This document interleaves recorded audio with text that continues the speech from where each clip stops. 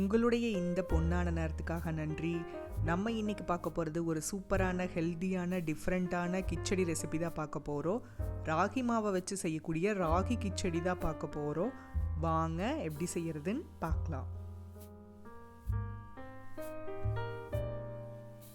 First ஒரு பேனில் 4லிருந்து 5 spoon எண்ணெயை சூடு பண்ணிக்கலாம். எண்ணெய் சூடானதும் 1/2 ஸ்பூன்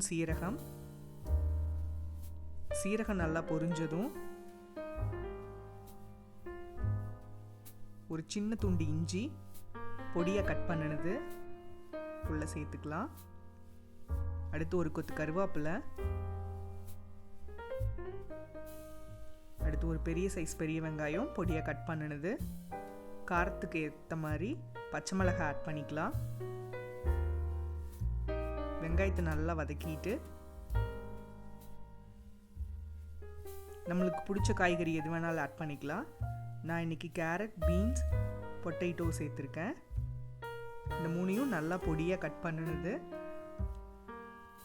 இதை ஒன்ஸ் வதக்கிட்டு இந்த காய்கறி வேகிறதுக்கு தேவையான அளவு மட்டும் தண்ணி விட்டு இதை நல்லா வேக வச்சுக்கலாம்.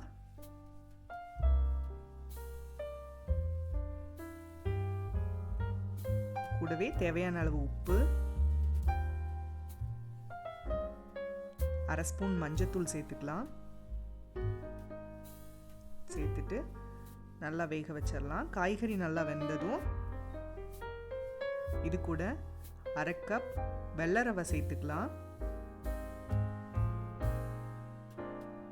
இது ஒன்ஸ் நல்லா கலந்துட்டு எந்த கப்பில் வெள்ளை ரவை எடுத்தோமோ அதே கப்பில் 1/2 கப் ராகி மாவு சேர்த்திக்கலாம். சேர்த்துட்டு இதையும் நல்லா கலந்து விட்டுடலாம். அடுத்து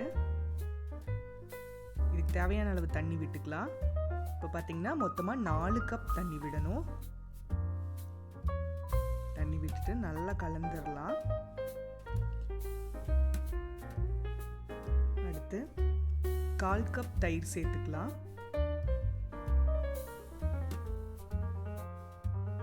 தயிர் சேர்த்து இதையும் நல்லா கலந்து விட்டுடலாம். அடுத்து கொஞ்சமாக வறுத்த வேர்க்கடலை ஆட் பண்ணி இதை மூடி வச்சு வேக வைக்கலாம். இப்போ மீடியம் ஃப்ளேமில் வச்சுக்கோங்க. அப்பப்போ இதை ஓப்பன் பண்ணி நம்ம நல்லா கலந்து விட்டுட்டே இருக்கணும்.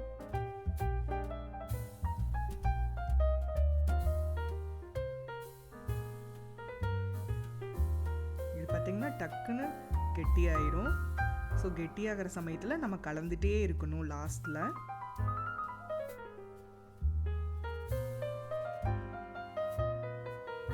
இந்த ஸ்டேஜில் நம்ம ஸ்டவ் ஆஃப் பண்ணிடலாம். இப்போ பார்த்தீங்கன்னா நம்மளோட சூப்பரான ராகி கிச்சடி ரெடி ஆயிடுச்சு. இது தேங்காய் சட்னியோட சாப்பிட்றதுக்கு அவ்வளோ சூப்பராக இருக்கும். நீங்களும் வீட்டில் ட்ரை பண்ணி பாருங்கள். அது சுவைகளும் சங்கமிக்கட்டும் அனைவரது இல்லங்களிலும்.